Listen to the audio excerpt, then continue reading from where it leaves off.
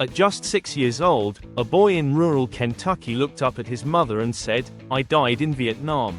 He'd never seen a war movie, never held a toy gun. And yet, he could describe the heat of the jungle, the sound of bullets ripping through trees, and the pain of a chest wound he swore he remembered. His name was Jake. A quiet, thoughtful child who preferred drawing over sports. But his parents grew concerned when his sketches shifted from houses and trees to helicopters, grenades, and rice fields. One day, he handed his mom a drawing and said, "That's where I got shot." The drawing was of a clearing surrounded by thick trees, a broken helicopter in the center, and a body lying on the ground. In red crayon, Jake had written the word, Phuoc Long. His mother asked where he'd heard that name. He said, "I didn't hear it. I remember it."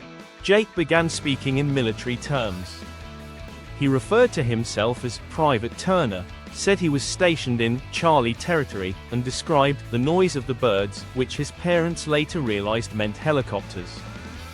He would wake up screaming in the night, yelling, "Get down! Get down! They're in the trees." His father, a contractor with no military ties, began researching.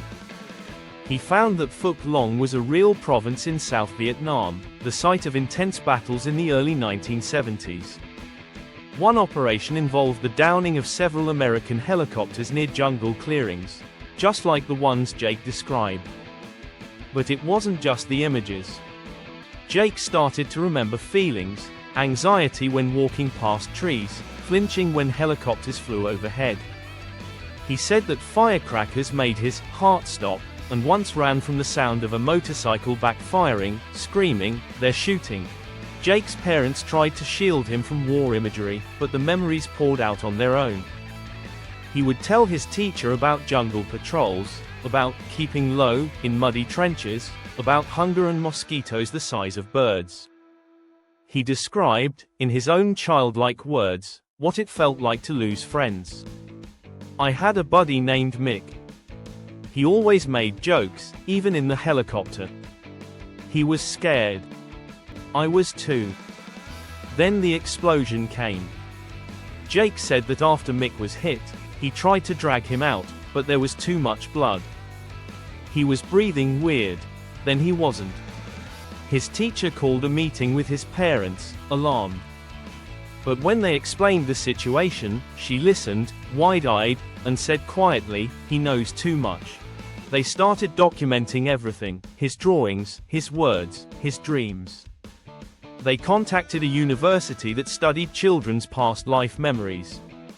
The experts there found his case consistent with hundreds of others. Memories of a traumatic death, cultural knowledge beyond the child's experience, emotional intensity and grief, fading memories after age 7. Jake was also able to identify military equipment by name. He pointed to photos of R1 Huey and said, "That's the chopper." He referred to M16s, rations, and LZs, as though he'd been briefed. When asked where he learned those terms, he said, "I just know." The name William Turner eventually came up during one of Jake's nighttime episodes. He muttered it in his sleep. When his father looked into it, he found William Turner listed among the Vietnam fallen, killed in Phuoc Long, 1971. He had served as a private.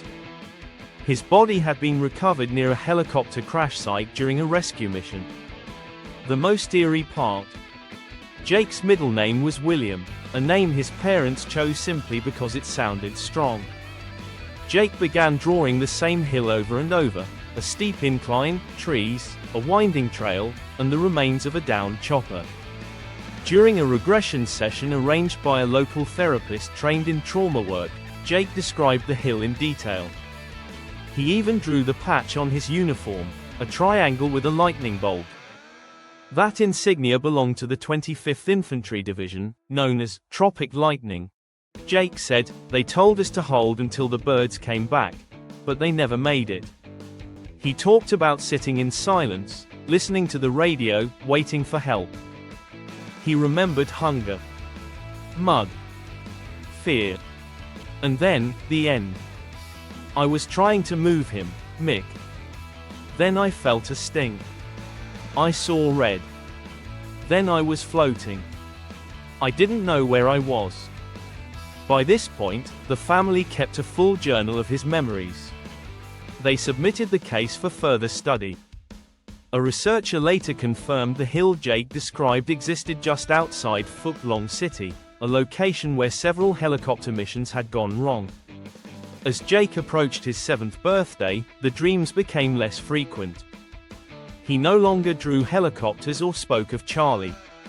But one morning, his mother found him staring quietly at the sky. When she asked what he was thinking, he said, "He's not scared anymore." I helped him. Who? She asked. Mick. I think he found his family. After that, the memories stopped. Jake is now a teenager. He remembers almost nothing of the past life that once consumed him. But his parents remember. They still have the drawings, the notes, and the voice recordings. And sometimes, they still look at the photo of William Turner, and wonder. This is past life diaries. Because some stories don't stay buried, especially when they end in war.